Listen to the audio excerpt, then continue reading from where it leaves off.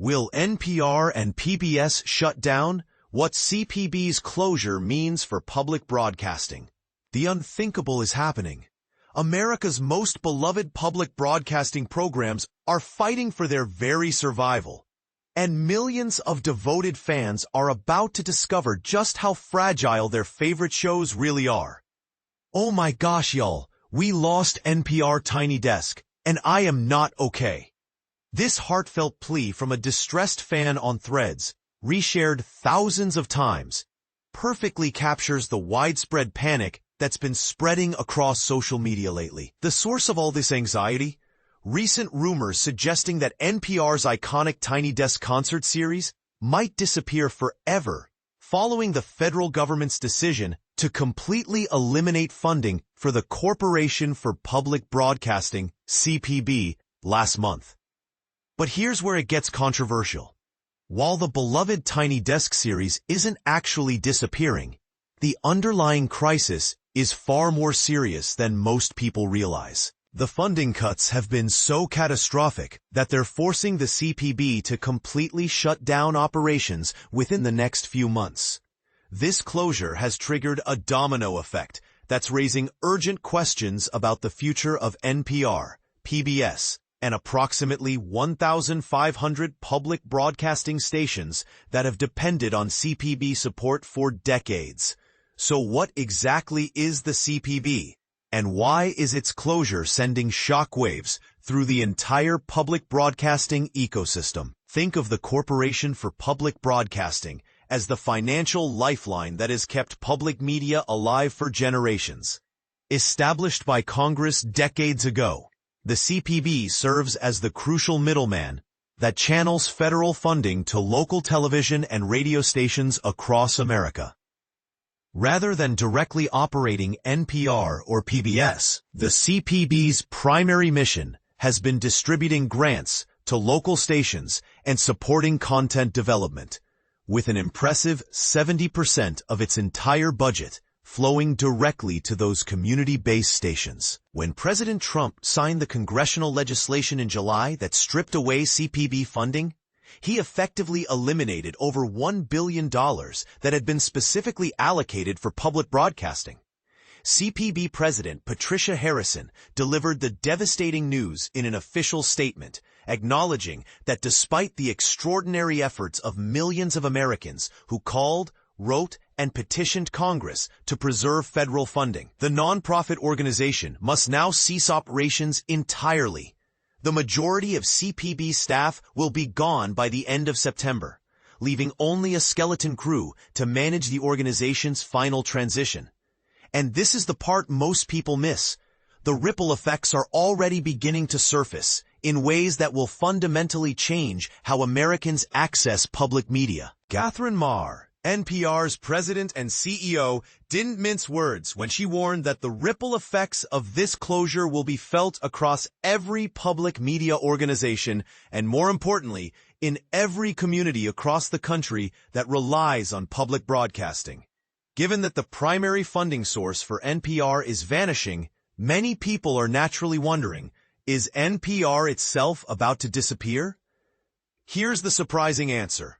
NPR as a national organization will continue broadcasting, but it's going to look very different. Maher recently revealed to Oliver Darcy's Status newsletter that NPR plans to slash its operating budget by $8 million. This means beloved flagship programs like All Things Considered and Morning Edition will still be on the airwaves next year. At least, that's the current plan. However, NPR's most urgent challenge isn't keeping its national programming alive.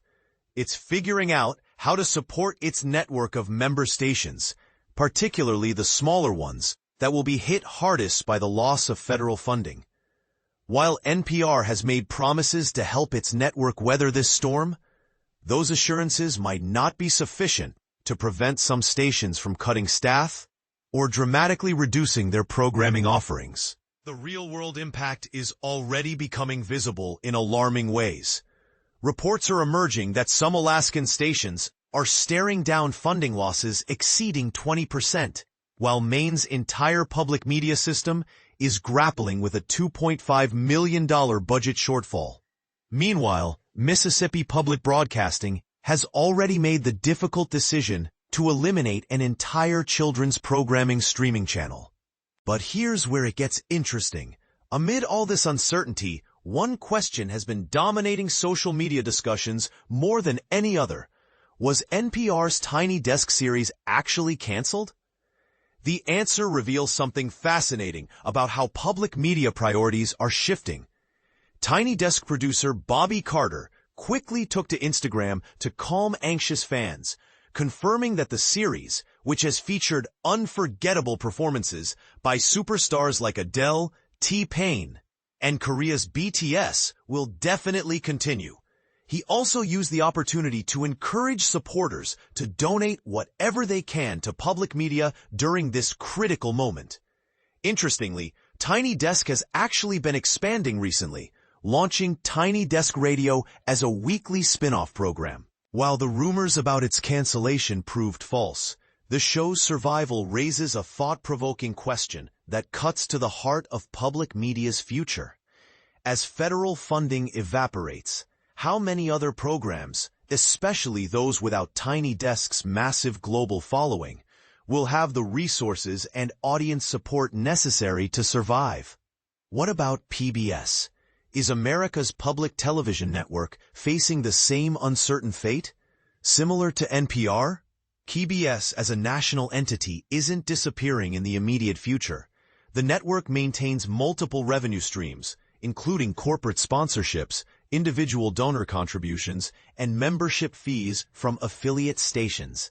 This means viewers can expect to continue enjoying essential programs like PBS NewsHour and Finding Your Roots for the foreseeable future.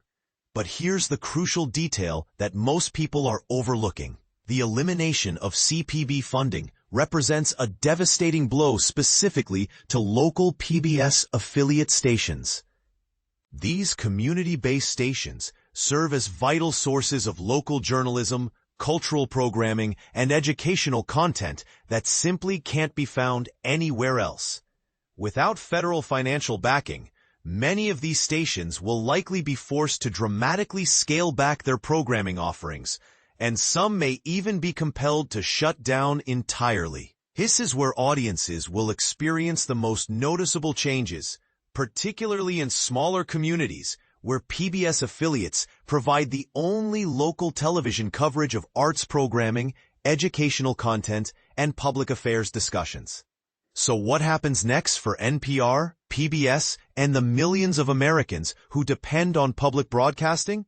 The CPB has announced that it will distribute its remaining funds through the end of the current fiscal year, while a small transition team handles any outstanding financial obligations. Although NPR has filed a legal challenge to contest the funding cuts, it appears increasingly certain that the CPB's closure is inevitable. Both NPR and PBS will continue producing their national programming, but audiences should prepare for a significant increase in fundraising campaigns and direct appeals for financial support. As CPB's Harrison emphasized, public media has historically been one of the most trusted institutions in American life. The fundamental question now is whether that deep public trust will translate into sufficient financial backing from viewers and listeners to ensure survival without federal assistance. Here's what I find most controversial about this entire situation. Are we witnessing the end of truly independent public broadcasting?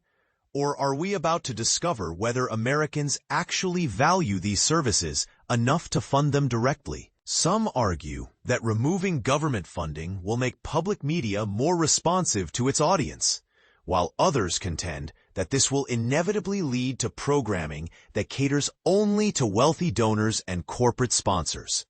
What do you think? Should public broadcasting be funded by taxpayers as an essential public service? Or should it survive entirely on voluntary donations and corporate support? Is this funding cut a necessary step toward media independence? Or does it represent the slow death of educational and cultural programming that serves communities rather than profit margins? And most importantly, will you be opening your wallet to support the public media programs you claim to love? Or will you simply complain when they start disappearing? The future of public broadcasting now rests entirely in the hands of its audience. The question is, are you ready to put your money where your viewing habits are? Corporation for Public Broadcasting shuts down. What this means for public media. The Corporation for Public Broadcasting, CPB, has made a shocking announcement. It will cease operations by September 30th, 2025, following the loss of all federal funding. This decision was revealed by CPB President and CEO Patricia DeStacey Harrison, who highlighted the dire circumstances resulting from President Trump's recent legislation that rescinded $1.1 billion in public broadcasting funds through the fiscal year 2027. This announcement comes on the heels of a contentious vote last month, which largely fell along party lines, approving significant cuts to public broadcasting as part of a broader $9 billion rescission package requested by the White House. This package also included reductions in foreign aid.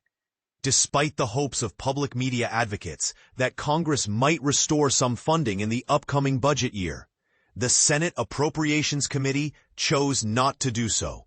In a heartfelt statement, Harrison expressed the disappointment felt by many, despite the extraordinary efforts of millions of Americans who called, wrote, and petitioned Congress to preserve federal funding for CPB, we now face the difficult reality of closing our operations.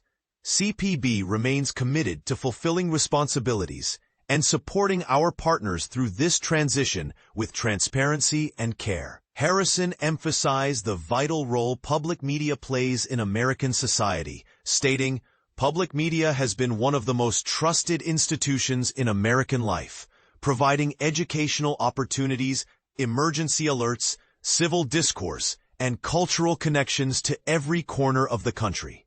As a result of this funding loss, CPB has informed its employees that most staff positions will be eliminated by the end of the fiscal year. A small team will remain until January to manage compliance and financial obligations, including ensuring continuity for music rights and royalties essential to the public media system. This marks a historic moment, as it is the first time in nearly 6 decades that Congress has opted not to fund CPB. Established to distribute federal funds to public media stations across the nation, CPB has been crucial for programming and emergency alert systems. The news has sent shockwaves through the public media landscape. Tim Bruno, the general manager of Radio Catskill, an NPR affiliate in New York, expressed his disbelief. "I didn't really see a day where this separate institution, which is set up to serve the public, would be shut down. I don't know what stage of grief I'm in right now." In anticipation of these funding cuts, some stations had already begun laying off staff earlier this summer. For instance, WQED, which operates a TV and classical radio station in Pittsburgh, announced plans to reduce its workforce by 35%. Conversely, some organizations like Nashville Public Media and Louisville Public Media have reported a surge in donations as a response to the cuts. The Trump administration and its supporters in Congress have criticized public media, particularly NPR, claiming it is biased against conservatives and a misuse of taxpayer dollars. However, both NPR and PBS have denied these allegations. While NPR, known for programs like Morning Edition and All Things Considered, relies on federal funds for only a small fraction of its budget, its approximately 1,000 member stations depend significantly on CPB for their operating revenue. This is especially true for stations in rural and economically disadvantaged areas.